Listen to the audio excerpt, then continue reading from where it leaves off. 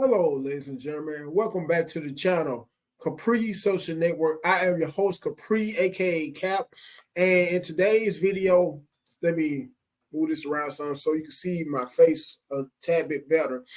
With that being said, I hope that's better. Anyways, in today's video, ladies and gentlemen, I wanted to talk about trauma bonds. And this is on behalf of Black women that happen to have or who happen to have trauma bonds when men who happen to be abusers and very toxic men, some who they wish they could get out of relationships with, but due to, for instance, threats from those types of men, these women choose to stay in these relationships with these types of men. Not only that, but some usually it may be another instance whereas she may have a kid or kids by this man and may feel like she's trapped with him. And no matter how abusive he may be, no matter how no matter how verbally, physically, mentally, or emotionally abusive he may be. With that being said, I'm going to show you some clips all via TikTok on behalf of people giving their perspectives on trauma bonds, aka trauma bonding.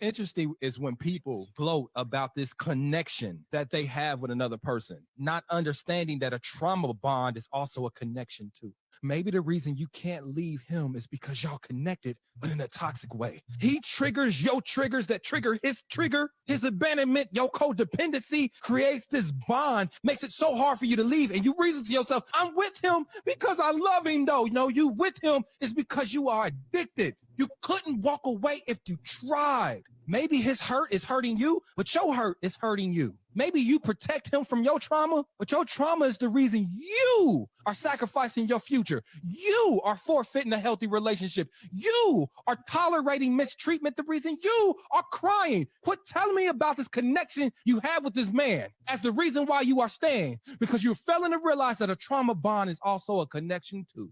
It's interesting. Don't go anywhere, folks, because I do have some more clips pertaining to this here topic. The best thing you can do for your dating life is to drop him after his first offense. She's absolutely correct. She's absolutely right. A lot of ladies, y'all let it go past the first red flag. You wait till 2, 3, 4 red flags accumulate before you start to see his real true colors. Get into the habit while you're dating. First red flag, bye-bye, eliminate. Don't give him a second chance because he's either testing you to see what you'll put up with, or that's his true character. Okay, that's his true character. That's how his mother and father raised him. He's trying to see if you with the shits, if you'll accept that type of man. Do not allow him to get away with disrespecting you. The first red flag. The first time, get rid of him. I'm sorry. But here we go, ladies. Now we get into my shit here. What happens if he's on his best behavior on all those dates? He's like the perfect Prince Charming. He's calling you when he says he calls. He's consistent. Dating you, courting you, buying you flowers, showing up. Like he's the perfect fucking gentleman. Then he asks you to marry him. He asks you to move in with him, or he moves in with you. He gets you pregnant. Or if y'all actually do get married, then the nigga will switch up on you. What happens then? Because for the first 2 years, he didn't show you any red flags because he was Prince Charming. He was on his best behavior. And by the way, that's a psychopath. A psychopath has mastered the art of manipulation. A psychopath will be Prince Charming until he knows for certain that you're locked down and you can't go anywhere. Pregnancy, moving in with a man, or marriage. Any of those three, he's going to pull the mask off his face and show you who the real monster is. So what happens, you know, you're dating him and he's done everything perfectly. Now y'all are married, and behind closed doors, he's showing you that he's a piece of fucking shit. First of all, do not marry that man without a prenup. Get a prenup. Protect your money, your assets in the event that he cheats, he puts his hands on you. All that should be written up in the prenup. Get the fuck out of there. And by the way, if he is physically abusive, never tell him that you're leaving him or divorcing him. It could put you 6 feet under. You know, divorce, when an abusive man hears that you're trying to leave or divorce him, he blacks out.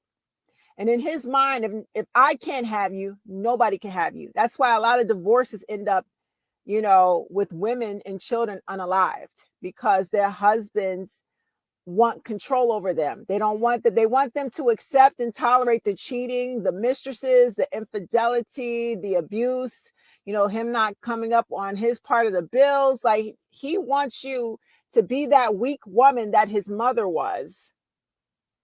That's the whole purpose of marriage in his mind, is to become a slave. You married me.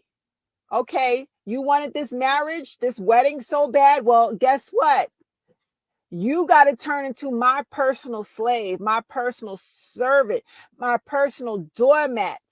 This was never about love. It's about what you can do for me. So, you know, you got to accept this open relationship. I want to continue to have side chicks. I don't want to fucking help you pay the bills. You pay all the fucking bills. My money has to go over here towards my side chick who I'm whining and dining. I need to buy her flowers. I need to pay my side chick's bills. How can I pay my side chick's bills if I'm over here paying money to my wife and helping her? I don't want to fucking help you. You signed up for this shit. Now get on your job. You're a free fucking slave. You're a free fucking servant. You're my mother. I need a woman like my fucking mother that I can put my, you know what, I can sleep with. I can't sleep with my mama. I can't have sex with my mama, but I can have sex with you. And I'm going to train you to become like my weak ass mama. You're going to get on your hands and knees and be a fucking servant and a slave for me. That's what marriage means to these fucking men, ladies. So do not ever tell him that you want a divorce. Do not tell him you want to leave. You got to plan all this in silence. Move in silence. Go call your attorney, you know, write out your exit strategy, you know. If you have kids, you really got to move in silence. Whoo, Jesus. These men are getting very manipulative now. They know that we're onto their games and manipulation tactics. So that's why in the dating phase, they're going to be perfect. If he's on his best behavior during the dating phase, be careful. Make sure that you cover your tail before you marry him and move in with him. Make sure you have a backup plan before you move in with that nigga. He switch up when you move in. Make sure you got enough money to get your own place. You got a good car. You have money, you know, in case of emergency. The nigga slash your tires. You know, it is what it is. You put your car in the shop. You got money. Don't never let a nigga cripple you once he has you where he wants you. You move in with him, he gets you pregnant, or y'all get married, and he starts to show his ass. You're going to find out real quick that this whole thing was about setting you up, getting you locked down so that he could break you down to become like the weak woman that his mama or grandmama was. You're not that girl. Stop avoiding red flags. It's wonderful if he could expose the red flags immediately in the dating phase and you get rid of him, that would be wonderful. But a lot of these men know how to act on the dating phase, and they'll wait to get you, you know, further down the line, put a ring on your finger, move in, marriage even, to start showing you who the fuck they really are, that monster they've been hiding. Be safe out here, ladies. I'm telling you. People do right by you, but you can decide how often you let them do you wrong, and you keep letting them do you wrong. You feel horrible. You are never secure, you're never happy, and you continue to choose it because you're too afraid to take that move. And let me tell you something. If you're afraid you just can't get another dude, because I know the market's tight, I get that part. But if you're afraid you'll never get another dude, isn't it better to be happy and whole and feel good about yourself by yourself than it is to feel low and degraded and unloved with another dude? Do not need a man to define you. A man should be an option, not a definition. I know I said black men are the problem, right? Obviously, I was trolling. But I will say this: black men are the most difficult to date, and here's why. Now, just for a little backstory, I've never dated outside of my race, so every guy that I've dated has been black.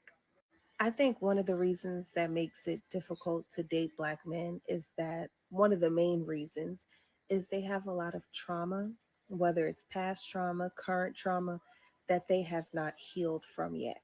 And I think because they have so much of that trauma on their plate and dealing with things mentally and spiritually, that it's hard for them to date or be in a relationship with someone in a healthy way. I think that once men heal and move on from their past traumas, they'll be able to date, be in a relationship, and just love women more effectively. I know I said black men. Why do black women have such fucked up attitudes? So I'm going to stop sharing my screen and go back to StreamYard.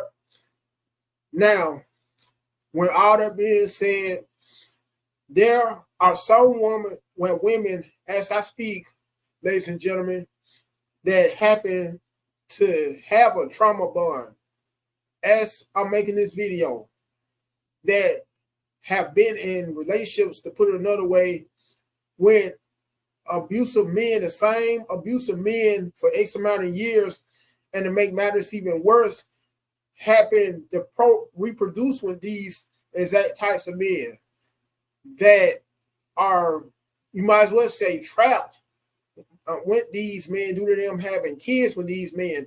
Not only that, but some of these women happen to not only have either a kid or kids with these types of men, but they also happen to be married women. Women who are so afraid and terrified to leave these men due to how there have been cases where these types of men have threatened to unalive them.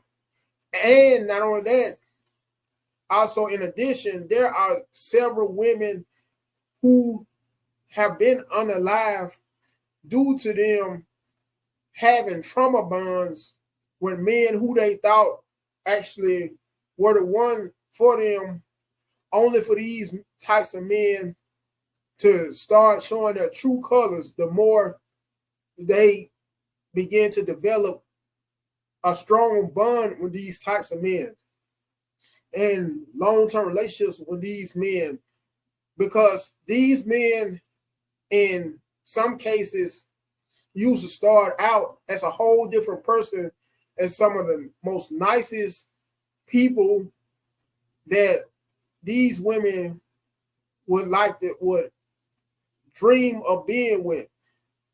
Some of the same types of men these men could be that these same women who happen to be in toxic relationships also happen to share trauma bonds with men who mean them no good.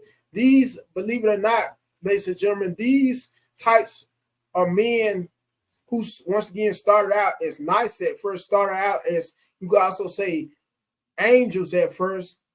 And some of these men, whether you believe it or not, happen to be men that these types of women prayed for and actually thought they received due to their prayers prior to meeting these men, only for these men to, when the more longer they began to be with these men, the more these guys turn out to be, you could say, the devil, or some of the most evil people in the world, some of the most evil, toxic, and dysfunctional men that a woman could be with, imagine being with. Anyways, I already have said a mouthful and given my quote unquote 2 cents. And you have also heard other people give their perspectives on trauma bonds. You also say toxic relationships / trauma bonding as well. With that being said, make sure you first and foremost like the video, you comment on it, you share it, last but not least, subscribe to the channel. Until next time, you guys have a good one.